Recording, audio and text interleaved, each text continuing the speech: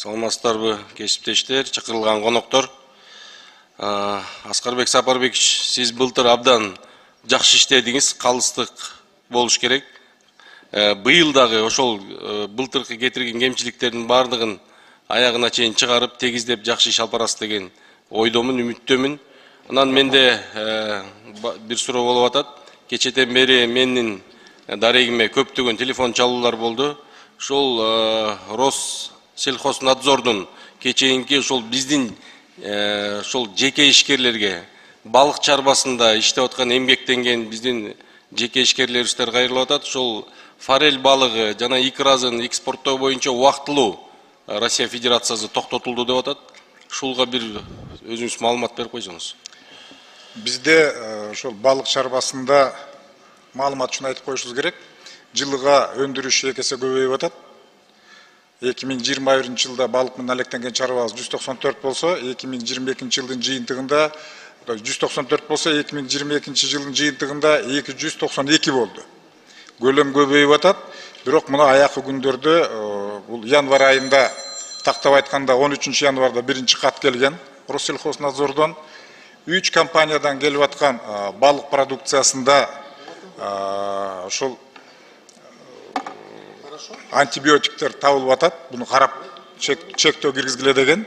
Чектөө киргиздик. Андан кийин дагы 3 компания кошту. Баш аягы 6 компания кошулуп, 9 компанияга чектөө кирип атат азыр. Калган компанияларда азыр биз россиялыктар менен такташып атабыз. Биз катта жибердик 2 жолу. МИД аркылуу да жибердик, түздөн да жибердик. Алар менен алардан кишилер келет, эксперттер.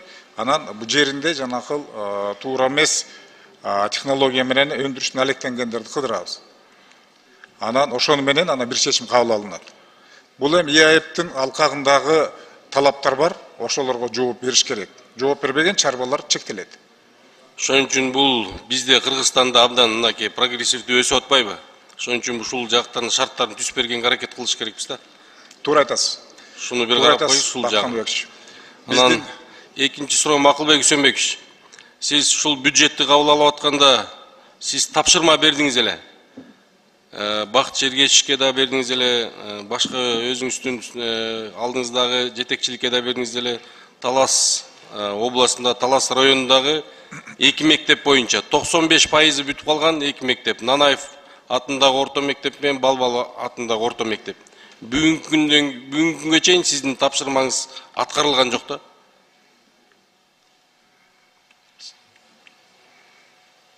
Былтыр мурдагы жылы 80 миллиард акчабыз күч органдарын күчтөөгө кетип калды. Быйыл 50%дан өткөн мектептин баарын бүтүрөбүз. Ошонун ичинде сиз айтып аткан 2 мектеп да бар. Акылбек Үсөнбекович, ошол мектептер 100 жыл болуп калган мектептер бүгүн авариялык абалда балдар окушуп атат. 95% бүтүп калган. Өзүңүз бир кийлигишип эле бир айдын ичинде бүтө турган мектептер да. Бир дыкаттык иш алып барып коюңузчу, ушул жана суранычы, элдин суранычы бул. Мына кече дагы ошол окуучулар келди, ошол мектептен ошолор дагы айтышып атат да. Ушул мектепти бүтүрүп берип койсоңуздар жакшы болот эле деп. Азыр мына Гастрой менен угуп атат. Эртең менен жөнөйт ошо 2 мектепти карап келет. Рахмат Акылбек Үсөнбекович. Үчүнчү маселе болсо, ушул бийик тоолуу аймактарда жашаган биздин жарандарыбыз ушул Көпүрө базар айылын сиз жакшы билесиз. Анан Канзаводдогу Аккоргон айылын жакшы билесиз. Ушул 2 айыл бийик тоолуу аймактарга кирбей калгандан себебинен кайрадан биз өзүбүздүн каражатыбызга ушу картографтарды алып барып, ошол жерди текшертип 1976 метр экен бирөөсү Көпүрө базар, экинчиси 1968 метрде жайгашкан экен. Ушул кандайдыр бир себептер менен кирбей калыптыр да. Анан мен сиздин атыңызга кат жөнөткөм. Ошол каттын жообунда келдик, бирок өзүңүз келип калыпсыз. Ошону да бир карап берсеңиз, пенсиялык жагынан бир жарандарыбыз эртерээк чыкканга ошол мүмкүнчүлүк болсун деп. Эдил Жолдубаевтан кат келиптир. Азыр комиссия түзүлүп атат, ошо комиссиянын негизинде деп. Бирок бул картографтар мынакей айтып атпаймынбы, барып белгилеп, жыйынтыгын чыгарып беришти да. Ушуга бир ушул жагынан да бир карап берип коюңузчу, Акылбек. Карайбыз, бирок высокогорье бир эле критерий да, көп критерийлердин бирөө да. Ошон үчүн комиссия карайт, анткени ошо статусту алган жердин баарында тең 10%дан 50%га чейин акча кошулат. Пенсия, пособие, зарплаталардын баарына тең. Ошондуктан мындай кылдат текшерип, бир бүтүмгө келип, андан кийин жылбасак, бул кичине оорураак маселе да. Бирок бийиктиги туура келип атат.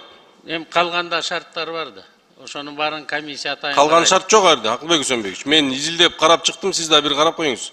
Мен да карап көрөйүн. Ошону бир карап коюңуз. Анан Бактыбек Каныбекович, мына форелдер жөнүндө айтып калдыңыздар. Мына көп киши кээде түшүнүп, кээде түшүнбөй жаман көрүп жүрөт мени. Электронный счет фактура менен иштегиле десек болбойт атпайбы? Мына ошо биздин икралар контрабанда менен келип атат. Икра кезинде эле ооруп келип атат да. Анан ооруп келген балыкты кайра айыктырабыз деп антибиотиктерди берип атат да. Мына биринин артынан бири эле кетип атпайбы? Эгерде алып келип аткан ikranын бүт документтери болсо, счет фактуралары болсо, товаротранспорттун накладнойлору болсо, анда ал балык оорубайт, анда антибиотик сайылбайт да. Анда бизге Россиянын рыногу жабылбайт да. Анан биз ушул эркинтип эле жок, билинбей калат, көрүнбөй калат деп контрабандалык бирдемелерди арзаныраак экен деп алып алып, өзүбүздү аябай катуу кыйнап атабыз да. Орус өкмөтү дагы бизге айтып атат. Ошо стандарттарды катуу кармап берсеңиздер, биз силерге бүт баарын ачып берейли деп атат да. Өзүбүздөн кичине кетип атат да бул жерде. Рахмат.